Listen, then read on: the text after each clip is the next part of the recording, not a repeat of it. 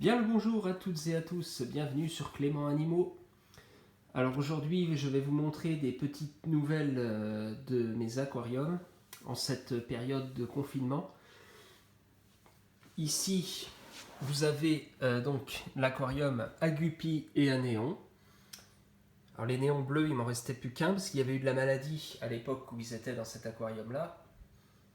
Donc j'en ai racheté, j'ai racheté les cardinalis aussi qui du coup avaient été contaminés parce que j'avais les néons bleus qui étaient malades ici, je les avais transférés là. Et du coup, ils avaient contaminé les cardinalis aussi. Il me restait que 3 cardinalis et un bleu. Là, j'en ai racheté depuis plusieurs semaines, il n'y a aucun souci. Voilà. Donc là, ils vivent tous ensemble. Alors normalement, les cardinalis,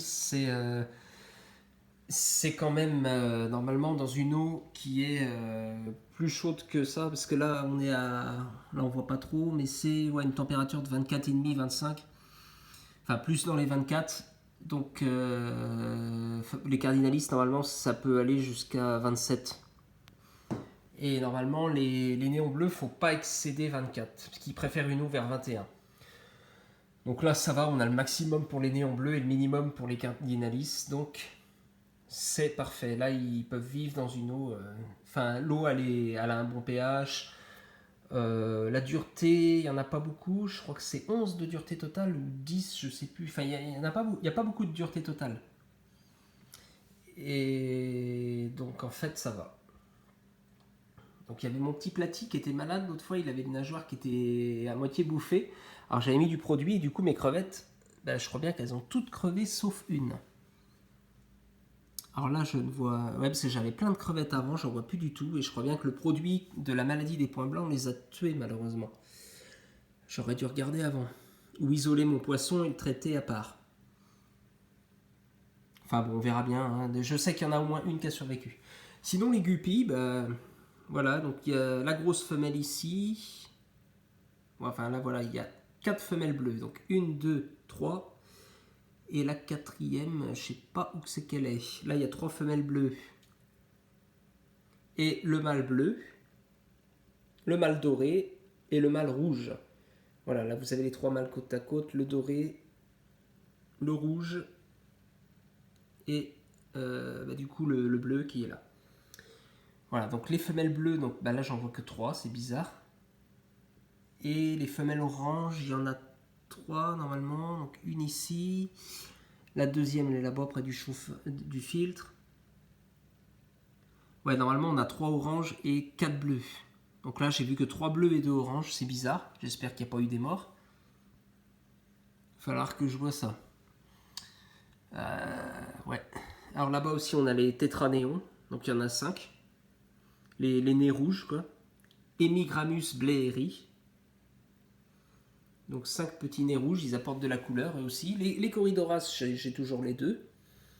Donc un là, l'autre. Celui-ci, il est plus petit, ça doit être un mâle peut-être. Et là, je pense que c'est une femelle. Difficile à dire.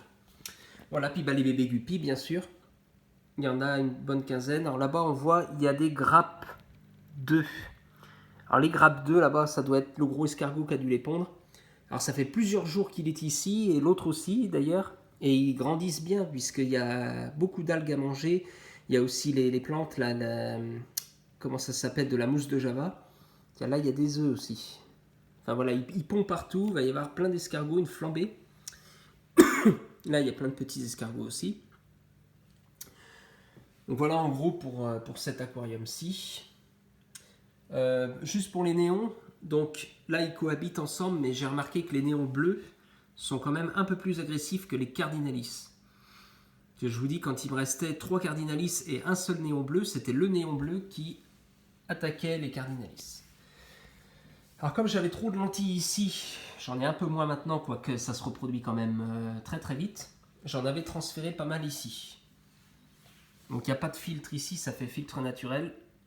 Et voici donc tous les guppies handler qu'il y a.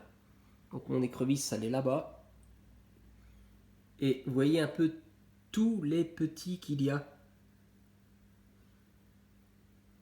C'est absolument incroyable tout ce qu'il y a. Je ne sais même pas combien j'en ai. Voilà. Donc ici l'hybride stérile qui est très très vieux et l'hybride fertile, voilà. Il est ici et il a le même âge que le gros. Et on a bien sûr plein de femelles. On a une femelle hybride ou une femelle guppy. Alors ça va être la femelle hybride et ouais, elle est en dessous, voilà. Non, elle est... ouais, c'est elle. Et ça va être sa mère. Enfin, voilà, il y a la mère et la fille. Sinon, voilà, j'ai énormément de guppy handlers. Ils se reproduisent pas possible. Donc, comme quoi l'eau, elle est en parfait état. De toute façon, j'ai changé l'eau là, il n'y a pas très très longtemps. Ça fait du bien de remettre un peu à neuf. Voilà. Voilà, là, on a un petit combat entre mâles. Voilà, ils se battent. Que le rouge veut faire sa loi. Hein, et il se bagarre souvent avec les deux autres. Voilà, on a les trois mâles. On va peut-être avoir un petit combat. Non, là, il est sur la femelle. Il est magnifique. Alors, il faut savoir que tous mes guppies handlers et tous mes guppies communs sont tous nés ici. Je n'ai plus de guppies d'animalerie depuis fort longtemps.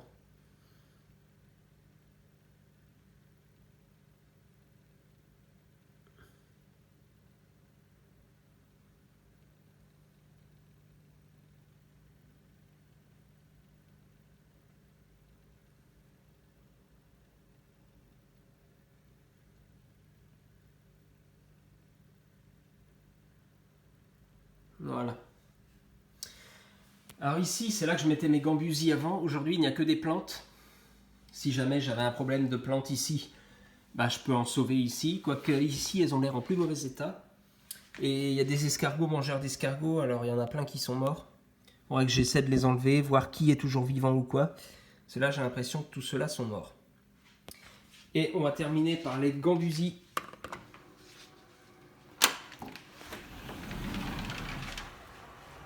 Donc j'avais baissé le rideau pour la lumière parce que sinon j'avais peur qu'on voie pas grand chose et qu'il y ait des contre-jours. Voilà, bienvenue sur le balcon. Les plantes fleurissent, hein, c'est les primes verts. Alors, voilà. Donc voici l'autre aquarium où j'ai l'autre écrevisse. Alors je sais pas où c'est qu'elle est, elle a l'air d'être là. Non, ça c'est le bout de bois. Elle doit être par là. Ouais, elle est là. Je pense pas que vous la verrez là parce que je vais pas faire tomber mon portable dans l'eau. Enfin, on la voit pas. Et les gambusies sont toujours dedans. Alors j'avais mis aussi pas mal de lentilles dans celui-là. Puis bah, les lentilles se reproduisent bien. Voilà.